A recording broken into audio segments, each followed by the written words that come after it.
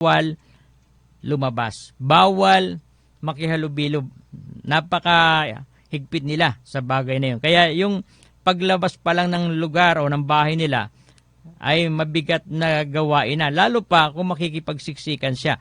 Kaya doon pa lang, naroon na po yung tinatawag na pananampalataya ng babae. Kasi kung mahuli siya, ay maaaring maparusahan siya dahil pinagbabawal ng isang babae na may issue of blood ay lalabas ng kanilang tahanan.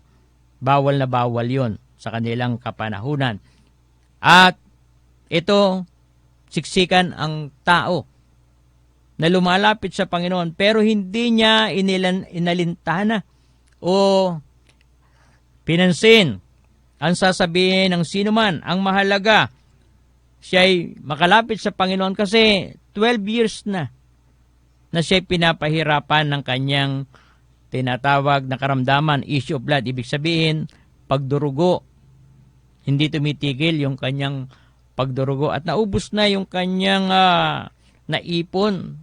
Hindi pa nagbabago, lalo pang lumulubha.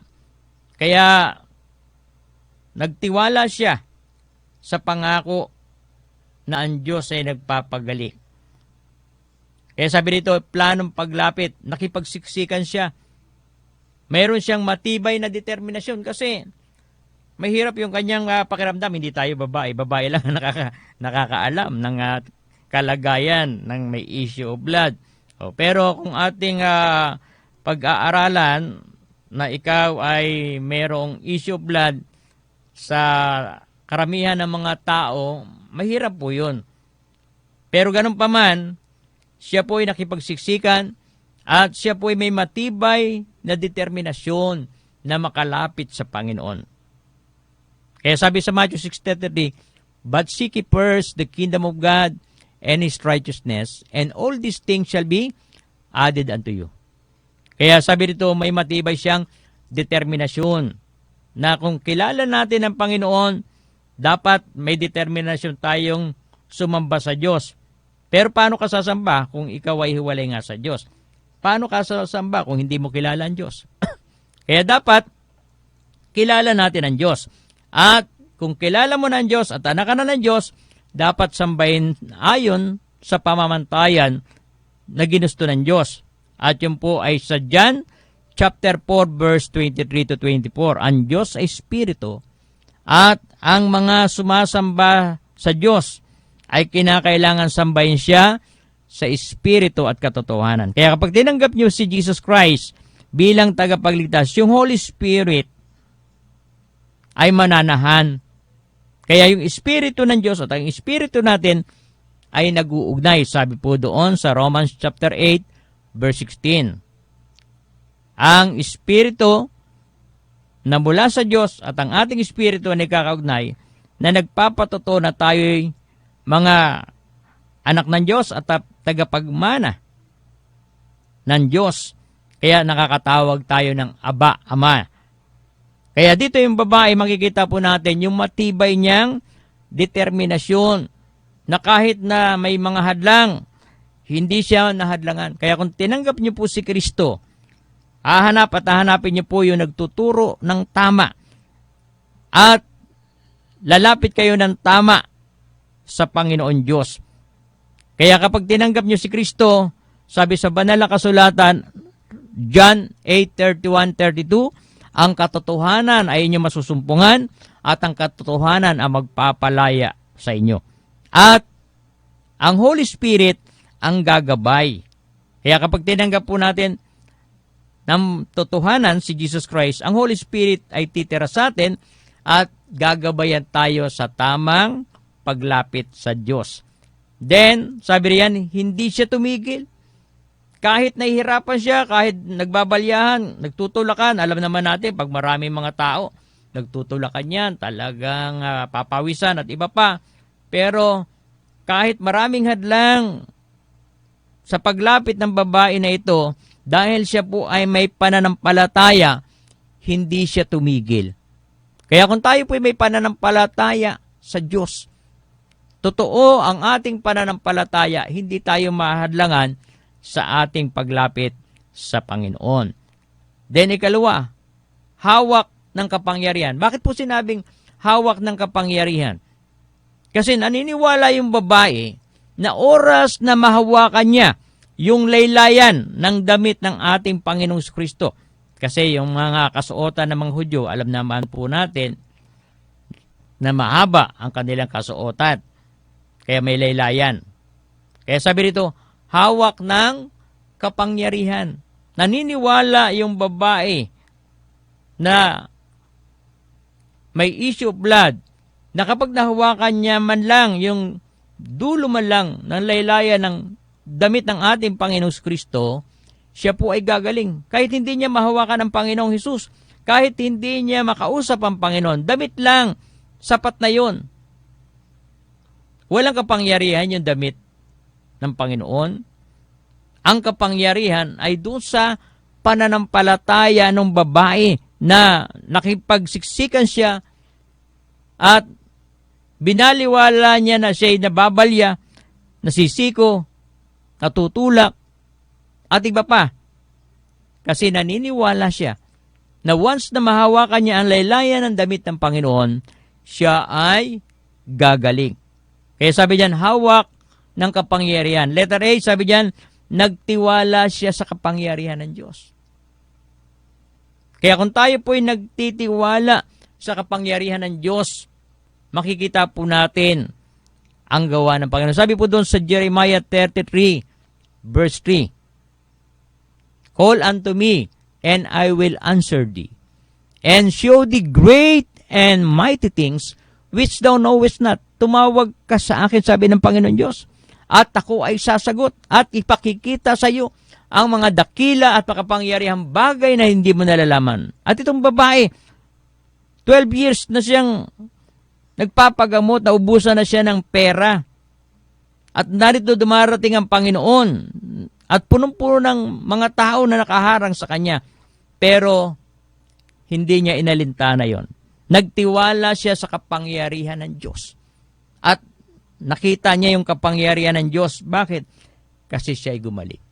Kaya sa aming mga tagapakinig dito sa radyo natin na umaabot sa iba't ibang bayan, sa Torios, sa Tumagabok, sa Sabong, sa Tambunan, sa Malibago, sa Sihi at sa iba pang parte ng ating lalawigan. Kapag nagtiwala kayo sa Panginoon, makikita niyo yung kapangyarihan ng Diyos. At ganoon din yung nanonood sa atin sa Marinduque News, sa YouTube channel, sa buong mundo. Kung kayo ay magtitiwala sa Panginoon, makikita niyo yung kapangyarihan ng Diyos. Ganon din yung mga nanonood sa Channel 3 ng Lucky 7 Cable. Kapag kayo nagtiwala ng totoo sa Panginoon, pero dapat kilala niyo ang Panginoon ayon sa salita ng Diyos. Kasi sabi sa banal na kasulatan, marami ang tumatawag sa Kanya ng Panginoon, Panginoon, pero hindi papasok sa Karya ng Langit kasi hindi tama ang kanilang ugnayan. Hindi tama yung kanilang kaparaanan. Ngayon, paano natin makikilala ng tama? Sa pamagitan po ng salita ng Diyos. Kaya sabi dito, hawak ng kapangyarihan. Nagtiwala siya sa kapangyarihan ng Diyos. Then, sabi riyan, sa paghawak sa laylayan ng damit ng Panginoon. Sa pananampalataya na lumapit siya. Kaya nga kahit na nababalya siya, kahit natutulak siya, kahit na nasisiko siya, at maaaring nasisipa pa, hindi siya tumigil. Bakit? Kasi may pananampalataya siya sa salita ng Diyos. At hindi naman siya nabigo sa kanyang pananampalataya. Kasi sabi ng Biblia, walang sinumang itataboy sa mga lumalapit sa Kanya. Kaya kapag lumapit po tayo ng tama, makikilala natin ng tama ang Panginoon Diyos at naroon po yung tinatawag na kagalingan. Una, kagalingang espiritual kasi tayo po ay merong karamdamang espiritual. Nung magkasala sa Eva at Adan, tayo po ay napahiwalay sa Diyos. Pero salamat sapagkat si Kristo ay ipinadala ng Ama. Sabi po sa John chapter 3 verse 16, gayon na lamang ang pagsinta ng Diyos na ibinigay niya ang kanyang bugtong na anak upang ang sino man na sa kanya sumampalataya ay huwag mapahamak kundi magkaroon ng buhay na walang hanggan. Kaya kapag tinanggap natin si Kristo, magkakaroon tayo ng kagalingang espiritual. Kaya sabi rito, hawak ng kagalingan. Hindi lamang hawak ng pananampalataya, kundi hawak ng kagalingan. Kaya sabi rito, sa paghawak sa damit ng Panginoon, naroon yung tinatawag na paggaling ng babaeng ito. At sabi rito, kagad siyang gumaling. Sabi ng Panginoon, lumingon siya. Sinong humawak sa akin? Sabi ng mga alagad, guro, ang dami pong humahawak sa iyo. Ang dami pong tumutulak sa iyo. Tapos sasabihin mo, sinong humawak? Kasi naramdaman ng Panginoon yung power. Sabi rito, kanyang naramdaman ang paggaling.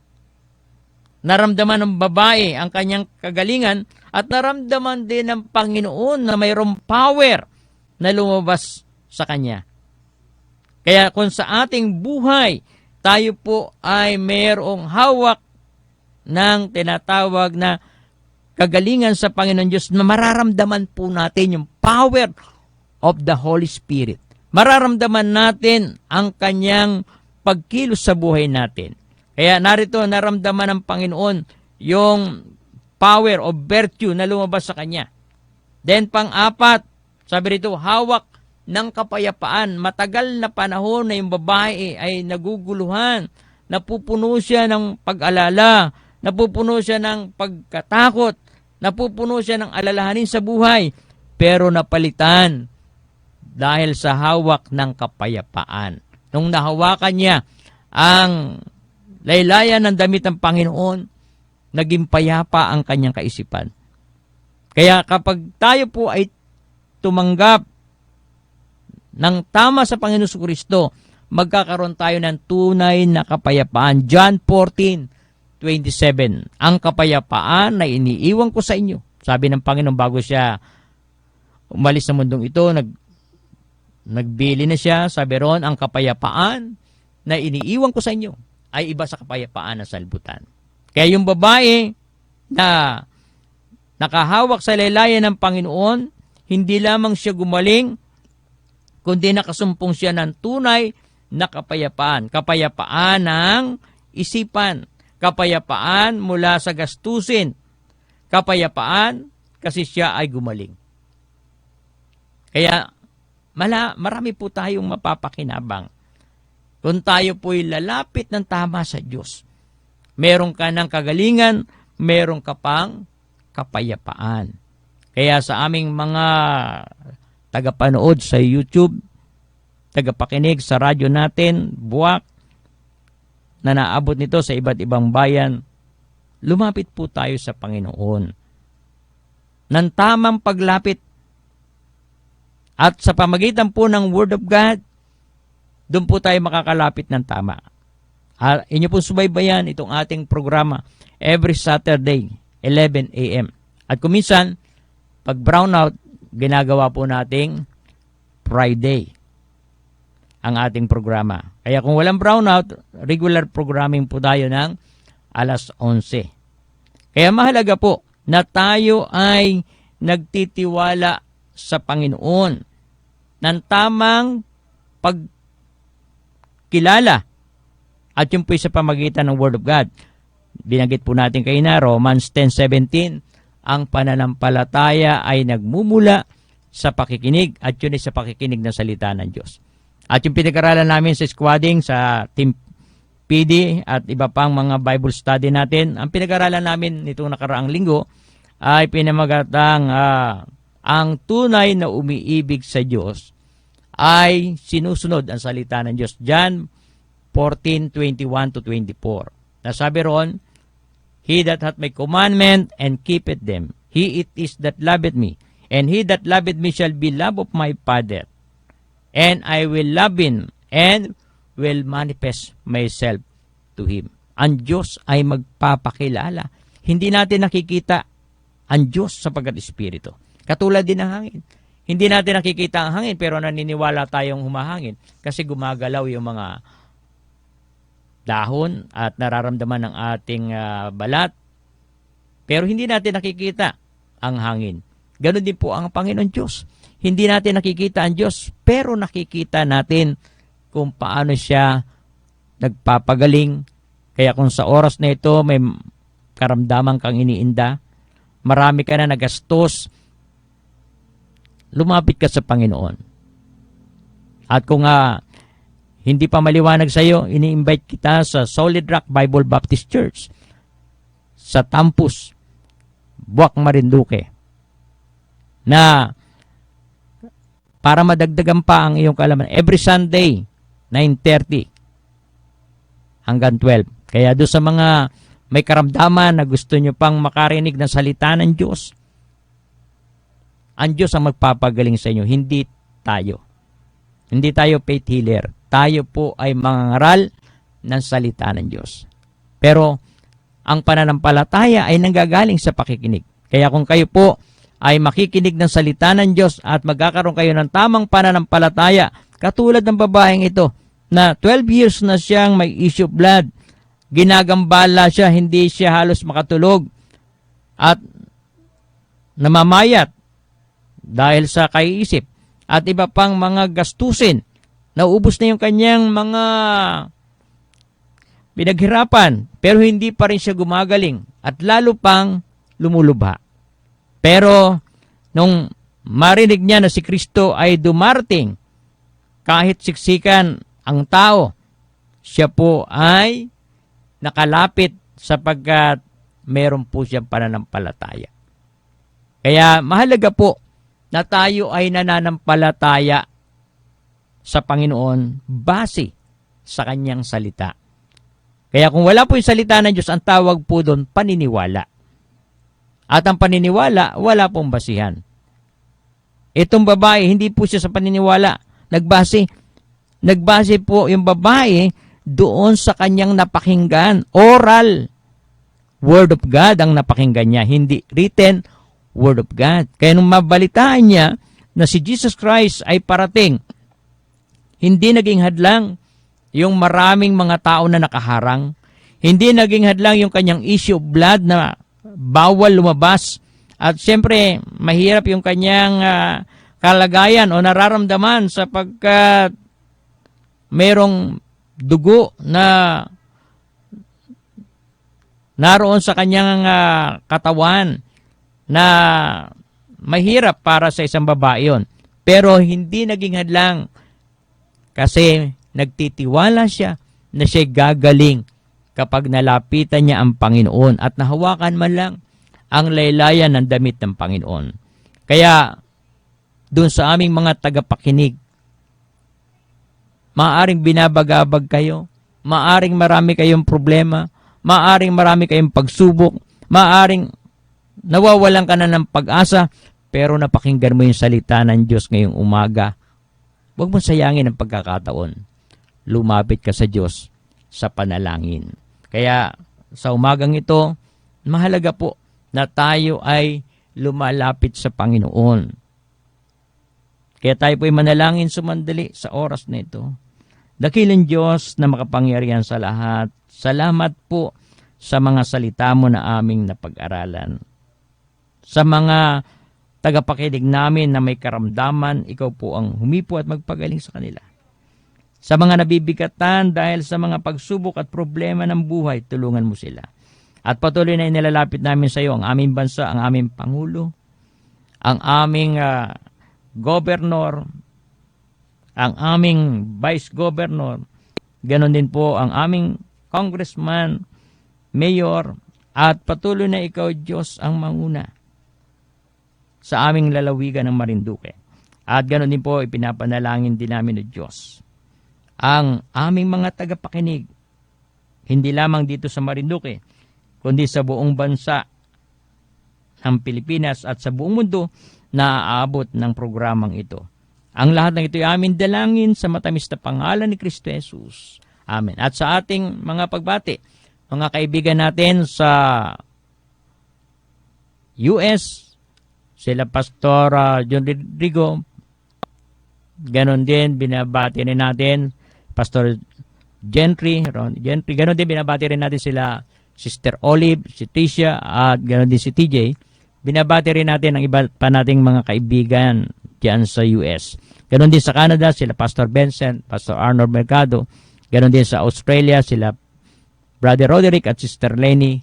Ganoon din binabati rin natin yung mga kaibigan natin sa Myanmar, sa Hong Kong, sa Singapore, sa Indonesia, ganoon din sa Australia, ganoon din sa Bangladesh, sa Cambodia, Vietnam, at sa 22 countries na meron tayong mga kapartner. Ganoon din, binabati rin natin ang mga kaibigan natin na pastor sa Luzon, Visayas, Mindanao, si Bishop Robel Solesa, si Dr. Edwin Tan, Dr. Perdi Marasigan.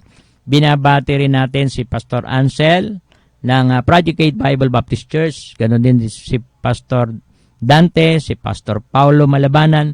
Ganon din binabati rin natin ang iba pa nating kaibigan pastor. Ganon din yung mga kaibigan natin sa iba't ibang mga lugar.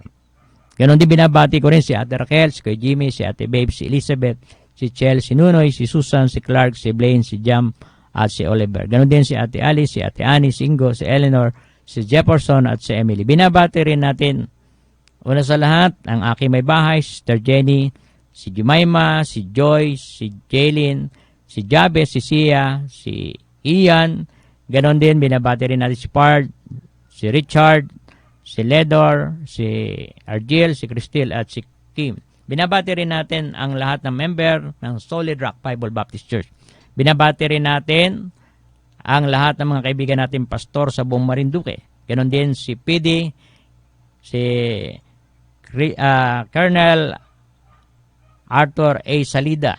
Ganon din binabati rin natin ang PBAID, ang Spin Media, yung ating kabatchmate, Batch 81, at ganon din yung Malindig Institute, yung Dibilia Alumni. Binabati rin natin yung mga taga Rossi Motors, binabati rin natin yung Buwak Fire Station, binabati rin natin ang mga taga Buwak Fire Station, Mugpug Fire Station. Ganon din binabati rin natin yung mga taga Motor Trade, ganon din yung mga taga MSWDO, ganon din yung mga taga PSWDO, yung Buwak MPS at Mugpug MPS, Mobile Force. Binabati rin natin yung mga taga Kauswagan, ganon din yung mga squad natin sa National Support Unit, ganon din ang Team PD, Team Moises, Uriah, ganon din Team Jepta, Mika, David, ganon din Eskel, Daniel, at Paul. At ganon din binabati rin natin si Ma'am Mercy, si Ma'am Ella, si Ma'am Audrey Lanot, si Ma'am Anexa, si Ma'am Agkawili, ganon din si Tatang Oka, at ganon din si Ma'am Naling. Ganon din yung mga taga-palengke dyan sa gulayan, sa karinderya, sa grocery store, yung mga tricycle driver at mga jeepney driver na nakikinig sa atin, binabati natin magandang umaga. Ganon din yung mga taga-mobile force, ganon din yung mga kasama natin lupon, sa panguna ni Barangay Captain Arnel Lasso. Ganon din binabati rin natin ating mga kapitbahay diyan sa Tampos. Ito po muli si Bishop Fred Riego na nag-aanyaya sa inyo every Sunday 9:30 to 12 sa Solid Rock Bible Baptist Church, at Wednesday 5:30 at Friday 5:30, at every Saturday dito sa ating programa Ebanghelyo, ang tanging kapangyarihan ng Diyos sa kaligtasan. Magandang umaga at pagpalain ang lahat ng ating mga tagapakinig at tagapanood sa buong mundo. Ganon din si Sir Romy Mataak at ganon din si Sir Santino. At ang iba pa nating mga tagapakinig, si Sir Walter. Nakikinig lagi yan. Sir Walter, magandang umaga.